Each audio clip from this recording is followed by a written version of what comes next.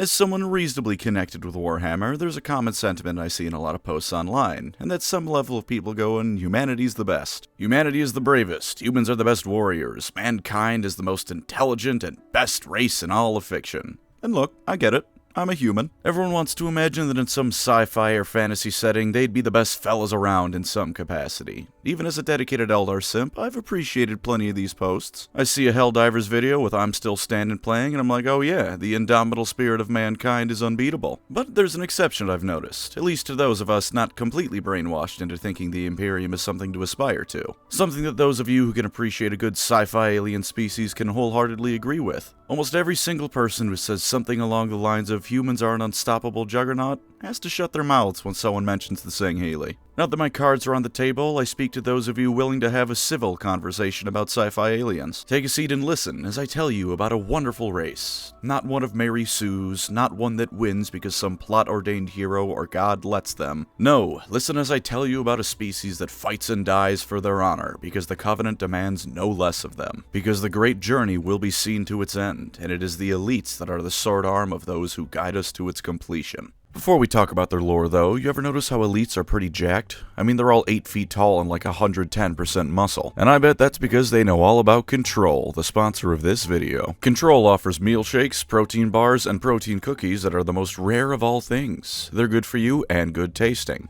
Look man, I get it. Most of us know we could eat a little bit better or have some healthier meal plans, but that sort of food just isn't appetizing sometimes. Why have a salad when an entire pie is right there? Control thankfully is here to help. Aside from their meal shakes being delicious, let me hit you with some nutrition facts. 1 gram of sugar, 23 grams of protein, 8 grams of fiber, and only 230 calories. You might think I'm done, but bam! I hit you with them also having 22 vitamins and minerals. That's a lot of good healthy stuff right there. What if you're more in the mood for a snack though? Not a problem at all, dear viewer. The protein cookie has 250 calories, 4 grams of collagen, 4 grams of fiber, and 15 grams of protein. As for the taste, it's a cookie. It tastes real good. And for the last banger Control has, the protein meal bar. 250 calories, 15 entire grams of protein, and we got ourselves real pieces of stuff like cereal and marshmallows. Your conscience can rest easy knowing it's good for you, and your caveman brain can rest easy because it tastes good. And if you're asking yourself why get yourself some Control, well, I've got 2 answers for you. For one, isn't it best to eat healthy?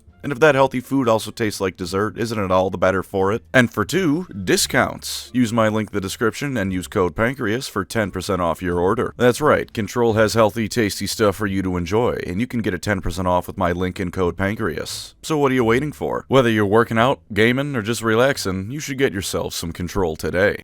Now then, time to open a video with this cutscene for the second time. On the blood of our fathers, on the blood of our sons, we swore to uphold the Covenant, even to our dying breath. The elites, also known as the Sanghelios, are the coolest race to ever be introduced to science fiction. Full stop, that's it, not hiding my biases today. Not that I usually do, but it's gonna be even more blatant today. In the earliest days of Halo's history as a setting, the elites were a primitive race, while humanity and the Forerunners were off competing to see who could have better god-tier technology. I don't just mean primitive in that the elites were still using guns while the other two had, well, halos and stuff. I mean the average lifespan of an elite was a bit under 30 years old. Not exactly the most glamorous of beginnings for these lads, but that's okay, because they'd rise to great heights afterwards. As with pretty much everyone in Halo, they were preserved by the Forerunners and reseeded back onto their home planet of Sanghelios once the Forerunner Flood War had ended. Presumably not too long after this, the Sanghelios would discover leftover Forerunner artifacts on their world, and as is natural for one of the founding races of the Covenant, they viewed them as sacred artifacts left behind by their gods. And long before mankind did, 40,000 years later and another universe over, they invented the most wondrous of terms for those who would dare to research and study these objects.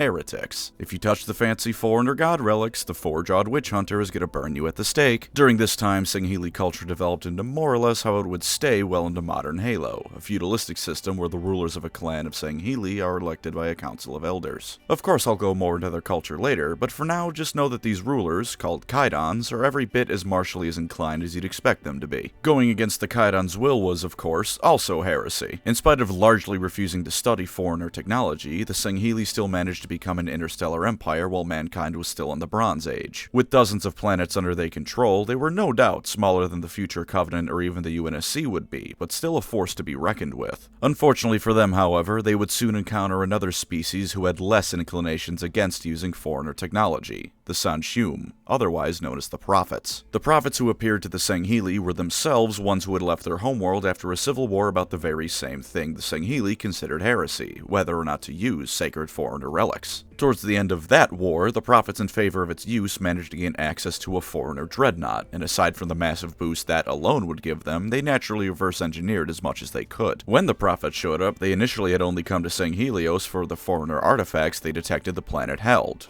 The Sanghelios told them to piss off and then attacked, sparking the War of Beginnings. On the one hand, the Sanghelios were nicknamed elites by mankind for a good reason. Their prowess in battle is undeniable, they're physically imposing, and they far outnumber the Prophets they fought. On the other hand, the Prophets had access to foreigner technology and weren't afraid to use it. Aside from anything they developed after studying it, deploying a foreigner dreadnought to a battlefield is about the same effectiveness as deploying a tactical nuclear strike to a Revolutionary War battle. Early on, it was pretty brutal for the Sanghelios, but when they broke with their religious ideals and studied foreigner artifacts, they began to close the gap, though the dreadnought remained unstoppable to anything they threw at it. Nevertheless, after the conflict had waged for some amount of time, peace was reached, as both species were afraid of the very real threat of annihilation. The Sanghelios were a bit more direct with that fear. They would very much not like to have been ass-blasted out of reality by a foreigner ship, which is an understandable sentiment. The Prophets were a bit more abstract. The Sanghelios were the first race they found, and all things considered, they were fighting off the Prophets phenomenally well. If the first species they found was fighting them off this well in spite of their divine worship, what else might be out there? Thus, despite bitter feelings of defeat on the side of the Sanghelios as a result of their surrender, a mutual alliance was struck between the two races in 852 BC.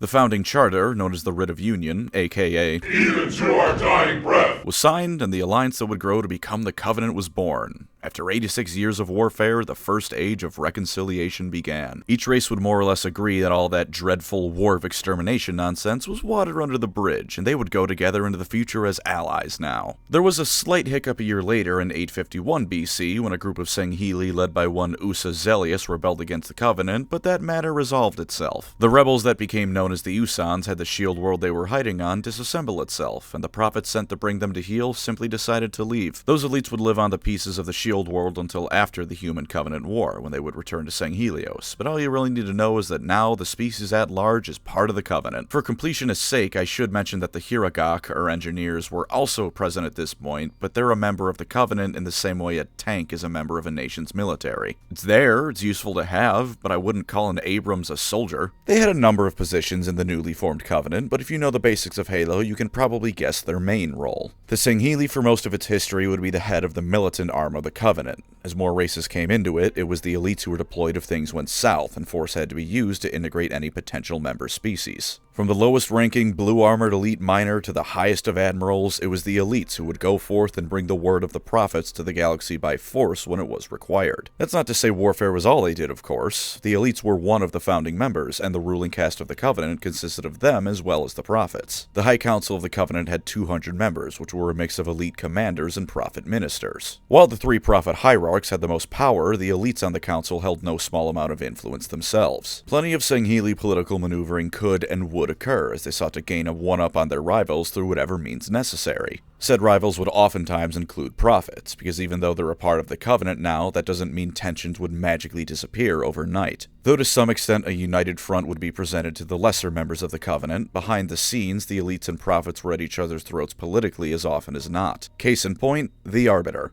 You are the Arbiter, the will of the Prophets. But these are my elites. Their lives matter to me, yours does not.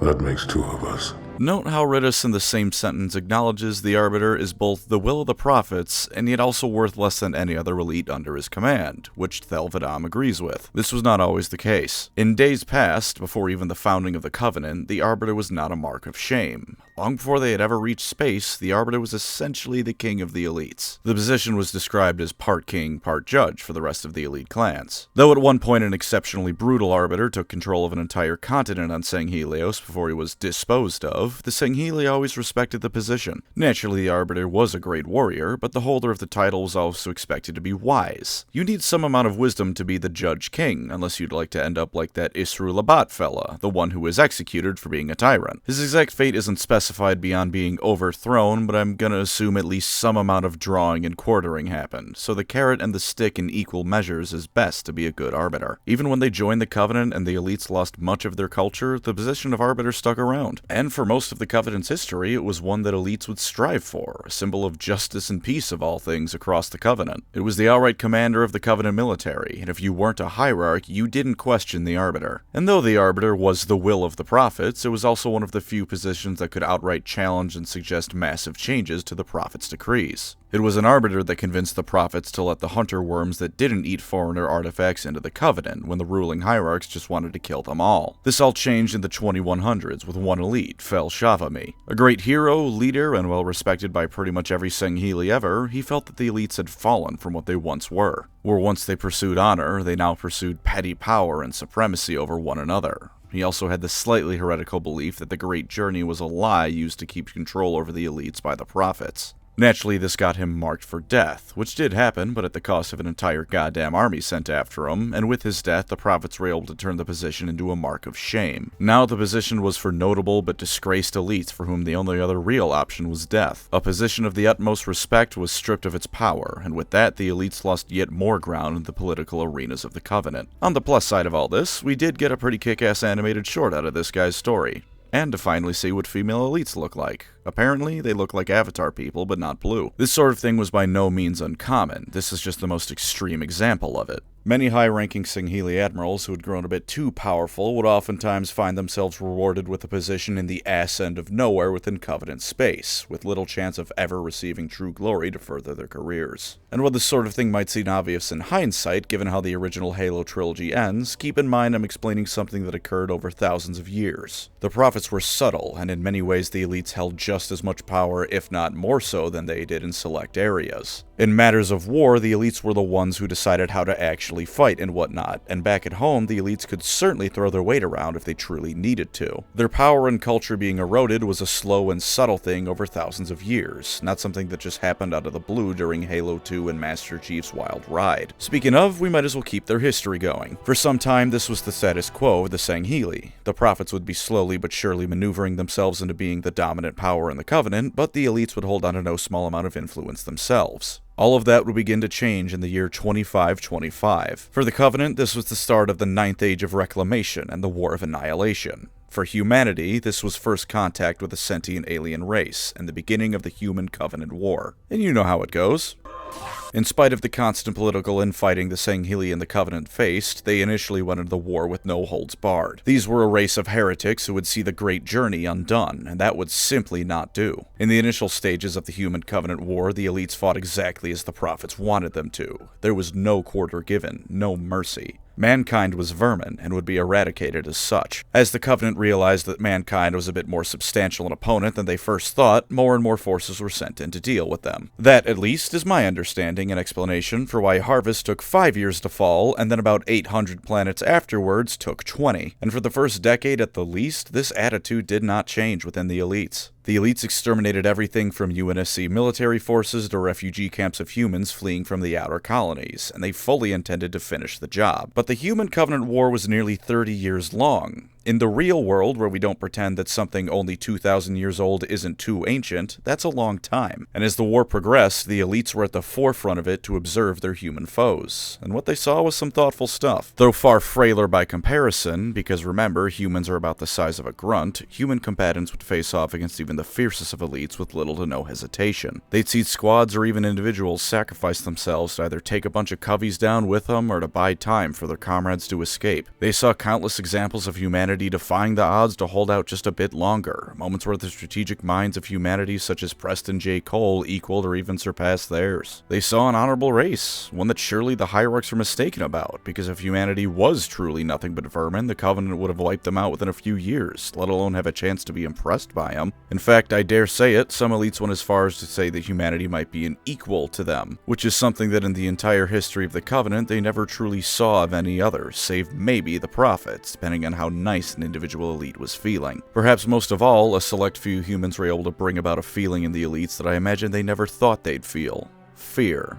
You already know who I'm talking about. The Spartans were called demons for a reason. Wherever they went, even the mightiest of elite warriors fell. If mankind, despite being that far below the Covenant, could produce creatures like the Spartans, surely they're worthy of joining. In spite of these growing feelings, the war still continued. More and more elites began to feel this way, but out of religious obligation and their role in the Covenant, they kept at it. But the prophets noticed these feelings. With spies throughout the Covenant ranks, it was inevitable these mini-heresies would be noticed by them. And for this reason, as well as the constant tension that had never truly filtered away from the two species, the Senshun began preparations to favor another race over the Sangheli, the Geralhane, or the Brutes. And look, they're called brutes. They're savage, brutal, and quite frankly oftentimes stupid creatures that at their worst make 40k orcs look halfway cultured. But they're strong, tough, and full of that wonderful blind faith the prophets wanted, especially after the revelation that the Covenant faith was alive was discovered by truth, mercy, and regret. Tartarus had the true purpose of the Halo rings spelled out to him by Guilty Spark and just went nuh-uh and went to fire them anyways. That's what the prophets wanted in a bodyguard. Compared to the cleverness and honorable nature of the elites, the brutes would be their perfect replacement. As the OG Halo trilogy progressed, the process further continued, with elites slowly being replaced by brutes throughout the Covenant. Master Chief assassinating the Prophet of Regret further justified these power plays, giving Truth and Mercy an excuse to strip the elites of not only their honor guard role, but several positions of military command. And of course, it came to a head as the battle for Installation 5 raged and the war with humanity was drawing to a close. The prophets put their plan in motion and enacted a treachery over 3,000 years in the making. The elites were declared heretics to the Great Journey, and with the brutes officially replacing them, the proud militant arm of the Covenant was done away with after so many years of service. But I'm sure you know how it goes. There's not too much need to go into this. Johnson finds a scarab, elites ally with humanity to stop the rings from activating, Ark blows up, Flood blows up too, except not all of it. War's over. Hurrah! The Arbiter is once again an honorable figure due to Thelvadam's actions in the war, and the elites get to go back to Sanghelios while humanity rebuilds, so everything gets better. Except, no, that doesn't really happen. Turns out while the elites had plenty going against them during their time with the Covenant, they also had some pretty sweet stuff going on for them as a result of being the second highest ranking species in it. They really didn't have to do anything that wasn't related to war. To be sure, the elites had things like engineers, technicians, and all other sorts of supporting roles, but during their time in the Covenant, those roles fell by the wayside quite a bit as other people could fulfill those jobs. Why bother having dedicated science teams and the like when the prophets were the ones in charge of looking into foreigner tech and other general research? Why bother knowing every single in and out of your spaceships when you have the species literally called engineers to do that for you? Hell, why bother having to worry about crewing that same ship when you can just grab a couple thousands of grunts and tell them to push the red button when the command is given? With so much of their industrial base and the other safety nets of society ripped away, the elites suddenly found themselves in a position that in some ways was worse than humanity. While not back to square one, the elites have to relearn how to properly use and maintain pretty much everything in their arsenal more advanced than a plasma rifle. Everyone who knew how is dead or gone, and things like undamaged warships are one of those valuable commodities to have. Societal turmoil was racking the elites as well, as you could probably expect after both a 3,000-year-old alliance and religion are revealed to be shams. The Arbiter, and I am now referring to the Arbiter rather than the role in general, took on the position it once held as a leader of the Sangheli, though by no means is Thel universally recognized. Wow, calling the Arbiter by just his first name is weird. I don't know the guy well enough. I haven't earned that. Some elites joined the Banished, which I will do my best to stop mentioning because I don't really care for the Mary Sue Covenant ripoffs. Some declared themselves the true successors of the Covenant, and within those groups, some did with genuine belief in the Great Journey still remaining, with others doing so as a mere power play. Some just took whatever acids they could scrounge together and returned home to defend their own borders, trying to shut out the outside world for the time being. The Arbiter was left with a world so disunified that he had to ask the UNSC for help at one point in fending off other elites, help provided by way of the Infinity Mac blasting Sanghelios. Just the enemy forces, mind you, but it goes to show how weakened the elites truly were if they had to turn to humanity, who themselves weren't exactly doing great after the Covenant War. And naturally, Oni was being Oni and covertly funding many of these feuding groups to keep the elites weakened, so that's certainly not helping matters either. Some elites, however, such as the Swords of Sanghelios led by the Arbiter, are looking towards the future by way of alliances and cooperation with humanity. There's a small but noticeable number of elites who live on Earth. Certainly not fully integrated into human society, but while Earth was ravaged by war, it's doing better than all the colonies that were completely obliterated, so the sentiment against elites isn't as strong there as you might think. Some people like Evan Phillips even go so far as to basically be elite weeaboos, which I can respect fully. There's even a Mjolnir armor variant developed in cooperation with the Sangheli Forge of Kolar Manufactorum. If the Sangheli have been allowed to so much as look at Mjolnir armor outside of a battlefield, let alone work on a version of it, clearly there's some level of trust between them and humanity. For every instance of that, though, there's instances of the two races not getting along. In one of those elite mini-societies on Earth, it was a Sangheli terrorist of all things that tried to blow it up with a smuggled nuke. That kind of incident would have sparked plenty of outrage if successful, especially since nukes are a human weapon. Not a good look for the UNSC. On the flip side, even ignoring Oni's bullshit, an elite delegation to Earth was the target of an assassination attempt that had to be stopped by none other than the Master Chief himself. Naturally, it failed because obviously it did, the Master Chief was involved, but it was embarrassing enough to the UEG that Chief ended up being a scapegoat to hide how garbage the Earth's security for these things was. It actually pissed off the elites involved to see the demon that gave them so much trouble thrown to the wolves like that. Though again, Master Chief being Master Chief, the reputational hit didn't last long if it actually meant anything in the first place. Imagine being a human in this universe and being told the Master Chief did something incorrectly or was lax in his duty. You're not gonna believe that. Even Halo 5, which tried to make Chief the bad guy, didn't believe that. That was Buck's whole point, that every single human being in the UNSC was gonna hate them for going after the Master Chief. There was also Jul 'Mdama, also known as the first sign of Halo 5 being the colossal disappointment it was. He was a leader of one of the rather more powerful Covenant remnants, who was both being helped by Oni to keep the Sangheli unrest going, but also playing them in turn. Most of his story can be found in the Kilo 5 trilogy, where he's shown to be one of the more cunning post-Covenant warlords. He had some pretty cool moments with the elites around him, as well as the opposing human forces, and overall, he was a pretty cool guy. And then he was killed in a cutscene, so we could have another 500 Warden Eternal boss fights instead. I love Halo 5. The Arbiter was nevertheless able to get more victories than defeats, as despite his fellow elites, the degradation of their industrial base, and Oni all being against him, he's the fucking Arbiter. I don't care how many people he glassed, which for the record, given his status as Admiral of one of the largest Covenant fleets, was about 1 billion. On this channel, Thelvadam is a goddamn hero. Cortana did her funny Halo 5 thing and took control of Sanghelios, but then she was killed off screen or whatever and the Arbiter took it back. Though trouble still remains, especially from Jiralhanae attacks, the Arbiter is intent on leading his people to a brighter future than ever before. Even tenuously allied with humanity as they are, with Sangheli and human working together, there's not a damn thing that'll stand against them once they're back on their feet. Please Halo Infinite, add playable elites already. Oh, and Grey Team nuked a couple billion of them with a Nova Bomb because they didn't realize the war had already ended when they deployed it. Whoopsie-daisy. With their history very loosely summed up, how about a bit about elites as a species and culture? Biologically, the name Sangheli already goes hard as hell, because it translates to, I glorify my kin. They're anywhere from 7 to 9 feet tall, and though their hunch does make them appear a bit shorter than that, their armor doubles down on it to give them the significantly hunched appearance they have in-game. As you can see, they're humanoid beings, but also very recognizably not human. There's nothing like elves or halflings going on here, where you might mistake one for a particularly thin or short human. If you see an elite silhouette in the distance, you know exactly what that is. You also probably know you're going to die, because elites are incredibly strong, agile, and their bones are so thick they can stop a .40 caliber bullet from exiting their bodies if it hits them. Granted, it'll probably still kill them, but still. Further distinguishing them from just being people in costumes, which I'm pretty sure TV Tropes has a name for, but I can't remember it, their knees are what's known as digitigrade, and their hands only have 4 digits on each, 2 fingers and 2 thumbs. Their blood is also purple, and of course they have instead of a standard jaw, 4 different mandibles serving as their mouth. In spite of what you might think, they can actually pronounce most human syllables just fine. No lips, but the letter M isn't hard, and if they plug the holes in their mandibles with their thumbs, they can actually whistle. P is a hard one for them though, as indicated by Dr. Evan Phillips being called Phyllis for his stay on Sanghelios. As for why they're so strong, there's a few explanations, one of which kind of leans into science fiction authors not quite knowing how gravity works. Sanghelios has a higher gravity than Earth, which in fiction land means they're just built better, see Dragon Ball Z.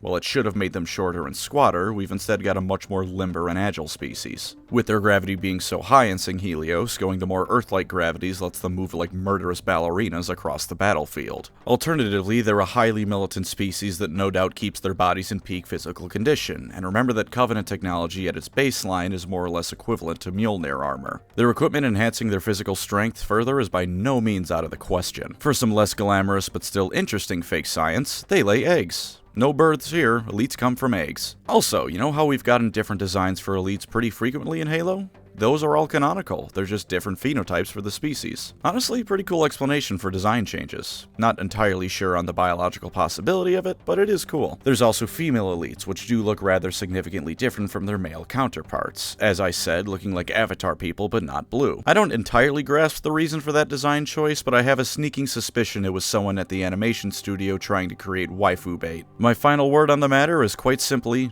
would. As for a more in-depth look on their culture, I did mention earlier that they're a feudalistic sort of society. The government of a Sangheli state will focus around both a council of elders as well as the ruling Kaidan, the head of the clan who's elected by the elders. As is suited for such a martially based society, the Kaidan will frequently have to prove themselves by way of trial by combat. It's tradition for those who oppose the elected Kaidan's new rulership to send assassins after them to try and kill the Kaidan. If he fends them off, then usually the elder is then killed in turn by the Kaidan. If the assassins succeed, however, nothing is done to punish the elder who sent them. The way they see it, if a Kaidan can't defend himself, then he's not worthy to lead. A Kaidan will frequently lead from the front on military campaigns as well, delegating the role to an acting Kaidan in their absence. Though naturally surrounded by bodyguards, they'll deal with any significant threats themselves more often than not to prove their worth. Which incidentally means that the shipmaster from the package is going to get chewed out by every elite around him once the situation is over. The suffix AI will be added to the names of any noble, and while in the military any elite can wield an energy sword, outside of it only nobles are permitted the honor. All elites train in swordsmanship, however, so just because one doesn't have an energy sword doesn't mean they can't use one. Military focus is in fact such an honor that the suffix EE will be added to their names once they join, which is why in Halo, Thel 'Vadam's name prior to the Covenant Civil War was Thel 'Vadami.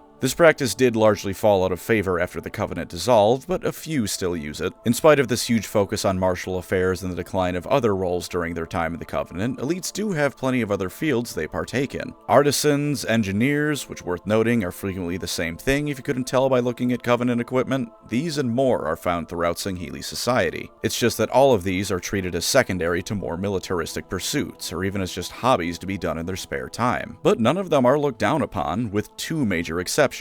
The first was researchers looking into foreigner artifacts, as that was a big ol' heresy in ancient days. That one obviously went away as the Covenant moved on in its history. The second still present one, however, is doctors. Elites do not like doctors. It's an outright dishonorable career for a number of reasons. For one, they spill blood off the battlefield, which is a big ol' no-no in elite culture. For that matter, so is drawing a weapon or anything that can draw blood outside of a battlefield, for if you've drawn a weapon, then you must intend to kill. You could even see them react this way in Halo Wars when the arbiter of that game, Rip Amorami, pulls out his weapons in front of Regret and the honor guard all tense up. But as for doctors, yeah, spilling blood outside of battles is honorable. There's also some more old-fashioned types of stubbornness about them. Scars are proof you've been in combat, as are wounds in general. Getting them treated means you're a bitch who can't handle war, so elites prefer to power through any wounds they get. Now, of course, this doesn't mean elites never go to receive medical treatment. Show me an example of a single warrior code of honor anywhere, real life or fiction, that wasn't regularly broken, and I'll show you a whole bunch of liars. But it'll be hushed up if it happens, and if discovered, there's gonna be some serious social ostracizing going on, to say the least. This very thing happened to Thel 'Vadam himself, where early on he was wounded in a training ring due to a mistake. His family made sure everything was kept quiet, but even the legendary Arbiter himself isn't immune to some social stigmas. With that being said, remember how earlier in the video I said the average elite lifespan was under 30 in their ancient times? In modern Halo, it's about 200. So even if they aren't going to the doctors, they've certainly got some damn advanced skin cream, if nothing else. The elites also understand that other species don't have this stigma and have shared their medical technology with others before. In fact, this is part of the oftentimes all over the place viewpoints of elites on other species, and just so you're aware, I don't say all over the place as a negative. I think it gives them depth. The elites are an arrogant race and consider themselves to be better than other species. The most prominent example of this is the brutes, due to both the brutes being exactly like you think they are given the name, and admittedly some amount of fear over the prowess they have in battle. They kept the brutes down because, as anyone who's been sent to hell by a chieftain with a gravity hammer knows, a brute can more than match an elite in combat. And of course, early on, they disliked humanity as much as the rest of the Covenant.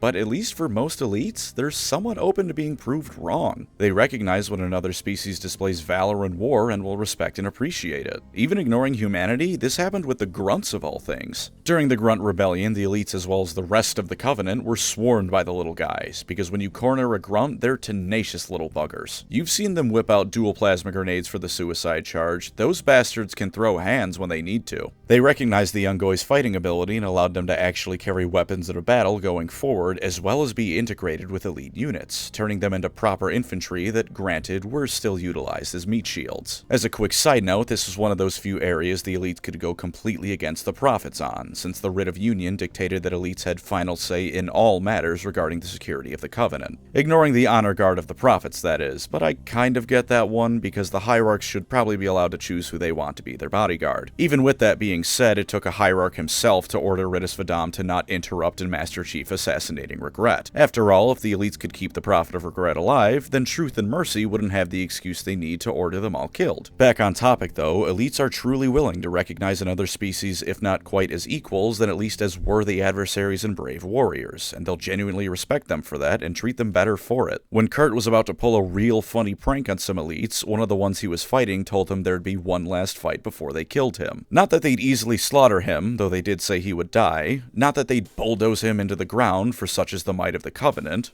No. There was none of that endless stream of nonsense that's usually involved when someone's fighting a foe or enemy race they may consider to be lesser or unworthy. The elites would give him a fight, and he would give them one. The Sangheli respect their foes. They'll kill them without mercy, but they'll give their enemies their due appreciation for their deeds and abilities. And in fact, to wrap us up here, here's just some final thoughts of mine on their honor system. I will go on record and say that I think it's the best honor system in any fictional setting whatsoever. Because aside from the whole doctors are horrible thing, it does something that's just so goddamn rare. It isn't stupid. You know what fictional honor usually entails? Some stupid crap about you must never engage in cowardly tactics like ambushing, or stealth in general, or using your brain because only stupid weak nerds use their brain. If there's wizards in a setting, you can go ahead and almost guarantee magic will be considered dishonorable, because blah blah blah, I'm jealous, I can't cast fireball, so I'm gonna turn mages into social pariahs. But the Sangheli honor system isn't that. Elites will happily bombard an enemy fortress from miles away with wraiths before moving in, assuming you aren't just glassed from orbit. They'll use active camo whenever they can, sneaking in behind enemies before going in for the kill. They of course honor swordsmanship, and anyone who's an expert with an energy sword will be highly respected, but they don't look down on ranged weaponry. They'll raid your supply lines, cripple your logistics, and assassinate officers before closing in for the kill all day long, because they seek honor in war and all the brutality that entails. And if you aren't fighting to win a war by doing everything you can in your power, you are a shitty warrior. Your mind is as much a weapon as your actual weapon, and you are doing your enemy and yourself a disservice by not using all the tools at your disposal against them. To be sure, there are instances where elites do stray a little bit into this kind of stupid thing. Again, for example, Thel Vadam. He once allowed a group of human soldiers to finish arming up before the fighting began. But even then, once the fighting did start, he gave them no quarter. It was a bit arrogant and unnecessary to let them arm up, but once the fighting began, it was purely practical brutality. And just in case anyone thinks to mention it, yes, elites will absolutely moan about how human weapons are garbage, but if they gotta pick up the rocket launcher, they're gonna let themselves pick up the rocket launcher.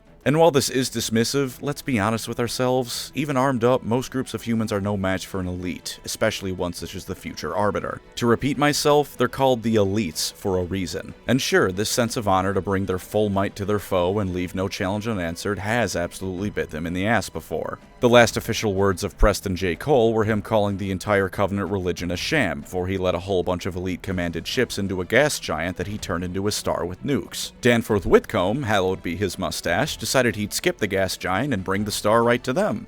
But you know what? By this point in the war, out of everything you can accuse the elites of, in this case, all I think you can say is that they got understandably complacent. They fought against humanity for almost 30 years by this point, and all they had seen from their spaceborne forces aside from orbital mech cannons were them needing at least a 3-1 ratio to break even with the Covenant. Given those odds, and that Cole drove them to the height of religious fury, I'm not going to blame the elite honor system for that. I'll blame them becoming almost rightfully dismissive of human spaceborne assets, because who the hell would have predicted Cole smuggled enough nukes onto his ship to ignite fusion in a gas giant, let alone the sheer concentrated amount of BS that a Nova bomb is. And if that sort of thing still makes you think elites are secretly foolish cowards, consider Ridus Vadam. An elite turned shipmaster towards the end of the Human Covenant War, his perhaps more commonly known nickname is Halfjaw. That's his nickname because the Flood ripped off 2 of his 4 mandibles. Now with that in mind, let's go to Halo 2. He's fought the Flood, who are the ultimate obstacle to the Great Journey, even more so I'd argue than the dreaded human demons. They're terrifying, the ultimate threat to life in the galaxy by far. He personally has plenty good reason to be horrified of them and try to avoid them at all costs. And in Halo 2, when it was just him and the Arbiter able to reach the sacred icon, he heard the Flood show up, drew his energy sword, and walked into him. And the best part?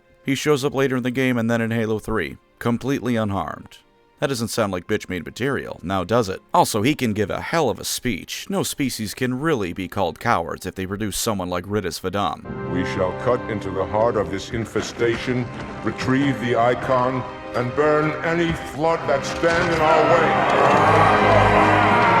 And there's a small glimpse of the elites of Halo. There's a lot more to them, of course, but I'm hoping I did the basics justice. Thank you as always to my wonderful channel members. You are the Sanghelios to my covenant, the thing keeping it all together. If you'd like to support the channel, feel free to subscribe or become a member. Either way, thank you for watching, and take care out there.